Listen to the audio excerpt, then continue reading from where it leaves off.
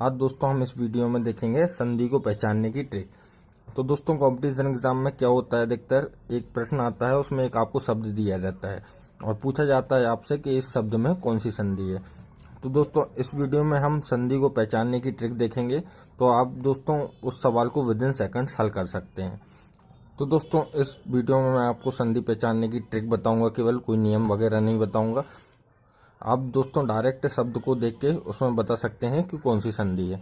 तो सबसे पहले तो चलिए दोस्तों आज का वीडियो स्टार्ट करते हैं। सबसे पहले देखते हैं स्वसंधि को पहचानने की ट्रिक क्या होती है। ठीक है, तो दोस्तों स्वसंधि के 5 भाग होते हैं, इनमें दीर्घ, गुण, वृद्धि, यण और अयादि आते हैं। ठीक है, सबसे पहले देखते हैं दोस्तों दीर्घ संधि। तो दोस्तों अगर शब्द में बड़ी मात्रा आती है, ठीक है, तो वो वहां पर दीर्घ संधि होती है। ठीक है, दीर्घ स्वसंधि होती है। यदि शब्द में बड़ी मात्रा आती है तो वहां पर दीर्घ स्वसंधि होती है। उदाहरण के लिए देखिए दोस्तों, जैसे भानुदय, ना में बड़ी मात्रा लगी है, महात्मा, महात्मा में हा में बड़ी मात्रा लगी है, देवालय, वा में बड़ी मात्रा लगी है, तो यहाँ पर बड़ी मात्रा लगी है, मतलब यहाँ पर दीर्घ स्वर संधि होगी। तो दोस्तों आई होप आपको सिंपल है। दोस्तों अगर आपको बड़ी मात्रा दिखाई दे शब्द में तो वहां पर दीर्घ स्वर संधि होगी। अगली देखते हैं दोस्तों गुण संधि।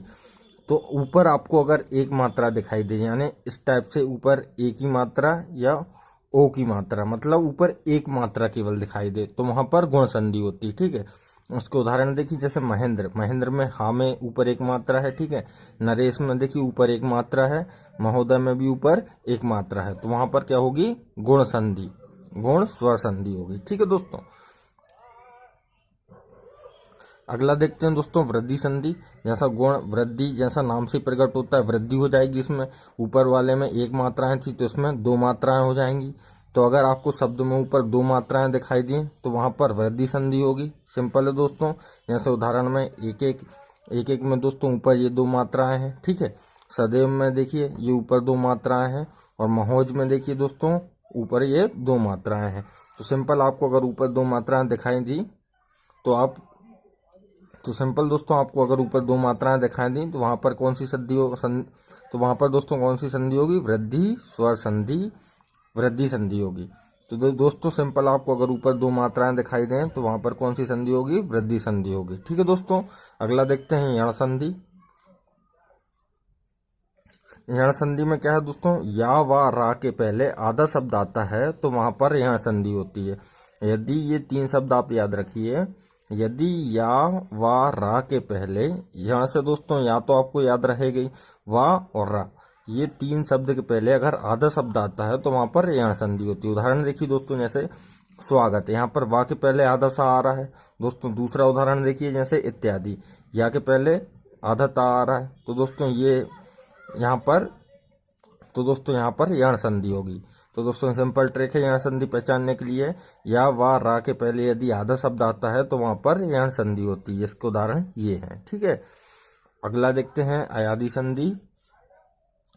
अयादि संधि पहचानने की ट्रिक देखते हैं दोस्तों। इसमें क्या रहता है, ए, बड़ा ए, ओ की मात्रा नहीं आती, मतलब ये वाली मात्रा, ये वाली मात्रा, ये वाली मात्रा और ये वाली मात्रा है, ये वाली मात्राएं नहीं आती हैं। ठीक है, ये वाली मात्राएं नहीं आती हैं, आप याद रखिएगा। ठीक है, और अधिकतम 3 अक्षर का शब्द होता है। ठीक है दोस्तों, तो इसका उदाहरण देखिए, यहाँ पर पवन, ऊपर कोई मात्रा नहीं है, 3 अक्षर का शब्द है।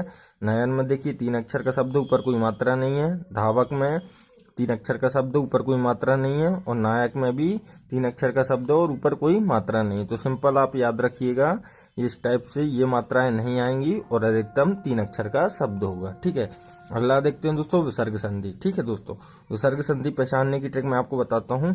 तो दोस्तों विसर्ग संधि में क्या होता है, जो विसर्ग रहता है, विसर्ग रहता है वो किस में बदल जाता है, आधा सा, आधा सा और आधा सा, मतलब ये 3 प्रकार के सा होते हैं। एक ये सा, एक ये षटकोण वाला सा और एक ये शक्कर वाला सा। ठीक है, तो ये एक तो सरोते वाला सा, षटकोण वाला सा और शक्कर वाला सा, ये 3 सा होते हैं। तो जो विसर्ग रहता है वो ये 3 सा में से किसी से, इनमें जो विसर्ग रहता है वो इनमें बदल जाता है। और ऊपर अगर कई कई स्थिति में दोस्तों ऊपर ओ की मात्रा भी लग जाती है और रा की रेफ भी लग जाती है, इसलिए मैंने आपको यहाँ पर बताया है कि कई स्थिति में ऊपर ओ की मात्रा भी लग जाती है और रा की रेफ भी लग जाती है। उदाहरण देखिए दोस्तों, जैसे निश्चल, तो आधा सा मिल गया हमको, मतलब सीधा विसर्ग संधि। ठीक है दोस्तों। दूसरा है दोस्तों दूसरा उदाहरण दोस्तर। दोस्तर में दोस्तों हमको आधा सा मिल गया, मतलब विसर्ग संधि है। तो अगर आपको आधा सा ये वाला सरौते वाला, आधा ये षटकोण वाला आधा सा, या ये शक्कर वाला आधा सा, ये 3 सा में से अगर आपको कोई सा भी आधा सा मिले तो वहां पर विसर्ग संधि होगी। तो आई होप दोस्तों आपको ये वीडियो अच्छा लगा हो। अगले वीडियो में मैं आपको व्यंजन संधि की ट्रिक बताऊंगा। अगर वीडियो पसंद आया हो तो प्लीज़ वीडियो को लाइक करना। धन्यवाद।